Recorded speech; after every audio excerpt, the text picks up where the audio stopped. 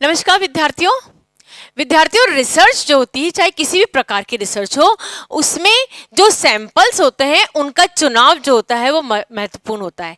Samples के चुनाव के लिए अलग अलग तरीके अपनाए जाते हैं।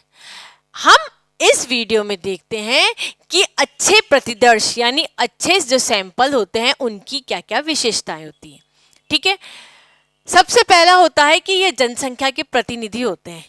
जिन भी रिसर्च की जाती है उनमें जो सैंपल्स का चुनाव किया जाता है, क्योंकि निश्चित तौर से वो जनसंख्या में से निकाले जाते हैं, जनसमूह में से निकाले जाते हैं, तो वह जो सैंपल्स होते हैं वह जनसंख्या के प्रतिनिधि होने चाहिए। आप रिसर्च कर रहे हैं तो रिसर्च में आप किसको ढूंढ रहे हैं? आप रिसर्च में से समाज के लिए नियम कायदे लॉज का निर्माण कर रहे हैं, सिद्धांतों का निर्माण कर रहे हैं। अब चूंकि हम नियम कायदे लॉज सिद्धांतों का निर्माण कर रहे हैं, अतः जो भी सैंपल का चुनाव होगा वह सैंपल कैसे होंगे? वह सैंपल जनसंख्या के प्रतिनिधि के रूप में होंगे, तभी तो हम समाज के सामने लॉज बना सकते हैं। यदि आप किसी भी समाज के प्रतिनिधि ना हो, कोई भी सैंपल समाज का प्रतिनिधि ना हो, तो हम उसको बना ही नहीं सकते। प्रतिनिधि ये नहीं कि हम चुनाव के द्वारा बनाए जा रहे हैं, हम हमारे रिसर्च के उद्देश्य के लिए उनको जनता का प्रतिनिधि बना रहे हैं। हम मान रहे हैं कि जो जन समूह है, आम जन है, वह इस तरीके का है ना। हम एक सैंपल ले रहे हैं और हम ये मान रहे हैं कि हमने उस जो चुनाव किया है सैंपल का, उसके अंदर वही सब लक्ष्य गुण है जो कि जो आम व्यक्ति में होते हैं, जो समाज के व्यक्तियों में होते हैं। ठीक है, तो सैंपल्स ऐसे होने चाहिए जो कि जनसंख्या की प्रतिनिधि के रूप में आए। नेक्स्ट है संभाव्यता के सिद्धांत पे। संभाव्यता के यानी कि संभव होना, है ना। संभव है जो जिस व्यक्ति का आपने, जिस सैंपल का आपने सिलेक्शन किया है, वह उस व्यक्ति में संभवतः सारे के सारे वही गुण होने चाहिए जो कि आम व्यक्ति में होते हैं। संभव है कि उसके द्वारा हम नियम कायदे बना सकते हैं। संभव है कि हम उसके द्वारा नए सिद्धांतों के बारे में बता सकते हैं। कहने का तात्पर्य है कि जो भी आप उसका सैंपल का चुनाव कर रहे हैं, प्रतिदर्श का चुनाव कर रहे हैं, वह प्रतिदर्श संभाव्यता के सिद्धांत पे अवश्य लागू होना चाहिए। हम क्योंकि समाज के लिए रिसर्च कर रहे हैं, हम मानव की तरक्की उन्नति के लिए रिसर्च कर रहे हैं। चूंकि मानव की तरक्की उन्नति के लिए रिसर्च की जाती है, इसलिए संभाव्यता का जो सिद्धांत होता है उसे चुनाव के समय या जो अच्छा प्रतिदर्श होता है उसमें संभाव्यता का सिद्धांत अवश्य लागू होता है। जनसंख्या की समजातीयता। समजातीयता से मतलब होता है कि जो भी प्रतिदर्श है, वह जो भी जनसंख्या है, ठीक है, उसकी समजातीयता होनी चाहिए। उसमें क्वालिटीज जो होती है वो एक जैसी क्वालिटीज वाला होना चाहिए, है ना। जितने भी आपने सैंपल्स का सिलेक्शन किया है वह कैसे होने चाहिए? एक जैसी क्वालिटी। एक हम दो चीज बोल रहे हैं, ठीक है।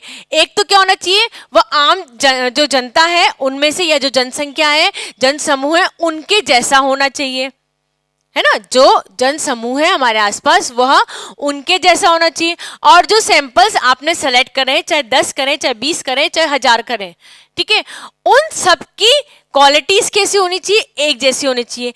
यानी जितने भी सैंपल्स का सिलेक्शन किसी भी तरीके से थ्रू हुआ हो, कोई भी मेथड अपनाया हो, चाहे प्रोबेबिलिटी का अपनाया हो, चाहे नॉन प्रोबेबिलिटी का अपनाया हो, किसी भी तरीके से अपनाया गया हो, वह जितने भी सैंपल्स होते हैं वह कैसे होने चाहिए? समजातीय सैंपल्स होने चाहिए, एक जैसी क्वालिटीज वाले, तभी आपके जो रिसर्च है वह सक्सेसफुल रहेगी। अगर ऐसा हुआ, फॉर एन एग्जाम्पल हम देखें कि आपने एजुकेशनल क्वालिफिकेशन की बात करी।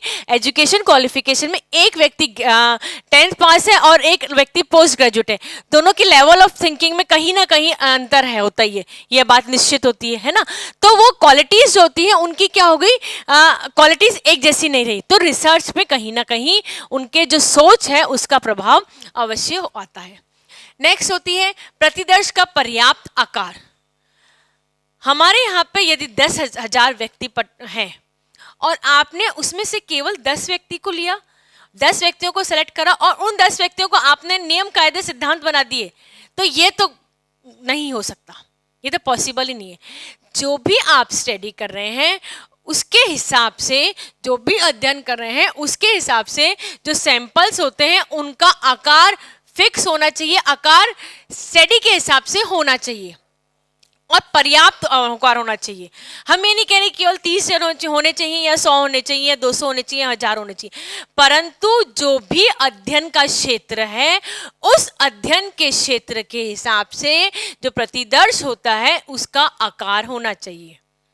यदि आप देखना चाह रहे हैं कि महिलाएं जो हैं वो फैशन डिजाइनिंग में कितना जाती हैं या कितना कार्य कर रही हैं महिला उद्यमी, तो आपको क्या करना है, आपका आकार जो प्रतिदर्श का होगा वो छोटा हो सकता है, क्योंकि जो महिला उद्यमी जो स्टिचिंग में या आप ये कह सकते हैं जो फैशन डिजाइनिंग में जा रही है वो लिमिटेड आपके शहर में, ठीक है, तो उसका आकार आप छोटा हो सकता है।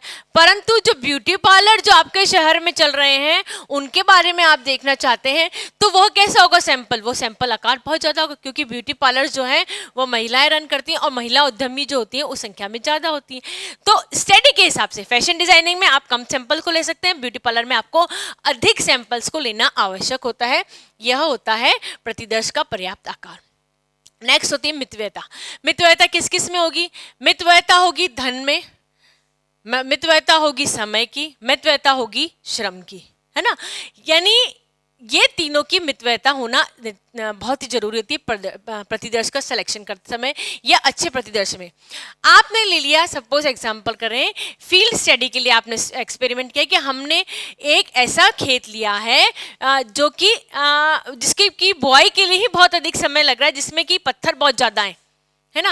अब चूंकि उस पर्टिकुलर एरिया में पत्थर ज़्यादा हैं, बुआई के लिए उसमें ज़्यादा समय लग रहा है। क्यों लग रहा है, क्योंकि पत्थर है। ज़्यादा श्रम लग रहा है क्योंकि पत्थर है, और बहुत ज़्यादा अमाउंट में पैसा भी लग रहा है। क्यों, क्योंकि पत्थर है। खुदाई में एक सिंपल जो खेत में खुदाई करेंगे अगर बिना पत्थर की होगी तो बहुत आसानी से होगी, वहाँ तो ट्रैक्टर से पहले पत्थर को हटाना पड़ेगा, उसके बाद खुदाई करनी पड़ेगी, मिट्टी डालनी पड़ेगी, फिर खुदाई करनी पड़ेगी। तो क्या हो गया कि जो भी रिसर्च कर रहे हैं कि हमें इस मिट्टी में अगर हम सब्जियां उगाएं तो कैसे उगेगी, परंतु वो तो चट्टान है इतनी सारी और चट्टान को खोदना पड़ रहा है, समय लग रहा है, श्रम लग रहा है। तो रिसर्च में क्या लग रहा है, टाइम लग रहा है। और वह रिसर्च क्या है, ये वह सैंपल फील्ड में वो क्या है, मितव्ययी नहीं है ना। तो चूंकि वह सैंपल मितव्ययी नहीं है तो हमें ऐसे सैंपल्स का चुनाव नहीं करना चाहिए। ये एक अच्छे सैंपल की विशेषता नहीं होती है। सैंपल हमेशा कैसे होते हैं, समय को बचाने वाले, श्रम को बचाने वाले, व्यक्ति की ऊर्जा को बचाने वाले, व्यक्ति के श्रम को बचाने वाले होने चाहिए। पक्षपातों से मुक्त, ये डिपेंड करता है रिसर्चर के ऊपर। रिसर्चर को इस तरीके से सैंपल का चुनाव करना चाहिए या सैंपल इस तरीके से होने चाहिए कि वह किसी भी प्रकार के पक्षपातों से मुक्त हो। हम रिसर्च कर रहे हैं, हमारे मनोभाव, हमारे धर्म, हमारी जाति, हमारी क्वालिफिकेशन, हमारे जो मानव स्वभाव है निश्चित तौर पे वो क्वेश्चनर में आती है। वह हम साक्षात्कार देंगे तो हमारे ऊपर आएगी। तो जब सैंपल्स जो होते हैं जिनका चुनाव होता है, ये अच्छे प्रतिदर्श जो होते हैं वह ऐसे होते हैं कि वो पक्षपातों से मुक्त होते हैं। उन्हें समाज का आईना पता होता है और वह किसी धर्म, जाति, आयु, लिंग किसी से भी सबसे मुक्त होके वह जो सच्ची बात होती है वही कहते हैं। तो अच्छे प्रतिदर्श वह होते हैं जो कि पूर्णतः पक्षपातों से मुक्त होते हैं, प्रतिचयन अशुद्धियों से मुक्त। इसका हम एग्जांपल लेंगे, रैंडम सैंपलिंग करते हैं। रैंडम सैंपलिंग में हमने चुनाव किया, हमने नंबर लिखे और हमने 5वां, 10वां, 15, 20th, 25th और 30th एंड सो ऑन हमने उसका चुनाव किया।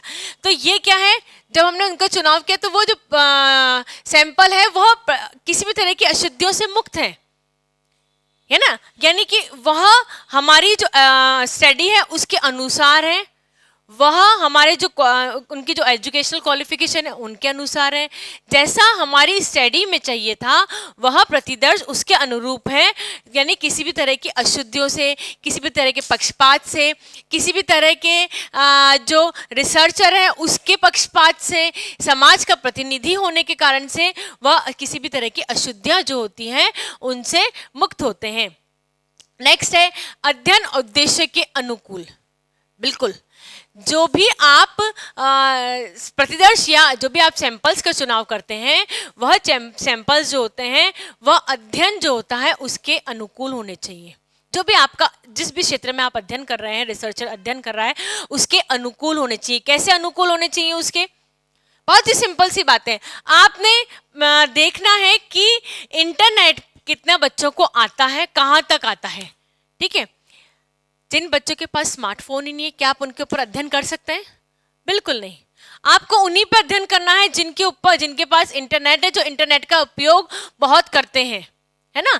तो जो भी आपका अध्ययन होता है, उस अध्ययन के अनुकूल, उस अध्ययन का जो उद्देश्य होता है उसके अनुकूल प्रतिदर्श होने चाहिए। नेक्स्ट है उच्च विश्वसनीयता वाले होने चाहिए। हम स्टडी कर रहे हैं तो हमारी स्टडी कैसी होगी? उच्च विश्वसनीयता वाली और उच्च वैधता वाली होगी। उच्च विश्वसनीयता और उच्च वैधता वाली हमारी स्टडी जब होती है जब हमारे जो सैंपल्स होते हैं वह भी उच्च विश्वसनीय और उच्च वैधता वाले होते हैं। जब सैंपल में ही किसी तरह की प्रॉब्लम है तो निश्चित तौर पे जो रिसर्च हो रही है, जो स्टडी हो रही है, वह उच्च विश्वसनीय नहीं है। तो हमारी स्टडी इस तरीके की होनी चाहिए कि वह उच्च विश्वसनीयता और उच्च वैधता वाले इसमें होने ही चाहिए अवश्य। सैंपल्स जो होते हैं वह जो होते हैं एक तरीके से नींव होता है किसी भी स्टडी की। जैसे हम मकान की नींव होती है, इसी तरीके से रिसर्च जो होती है वह की जो नींव होती है वह कौन होता है? सैंपल्स होते हैं। यदि किसी भी सैंपल्स में उपरोक्त दिए गए सभी गुण अवेलेबल हैं तो जो रिसर्च होगी वह बहुत ही अच्छी होगी। वह नियम, लॉस, सिद्धांत उच्च विश्वसनीयता वाली होगी और उससे हमारे जो मानव जीवन है उसकी तरक्की जो होती है वह निश्चित तौर पे हो जाती है।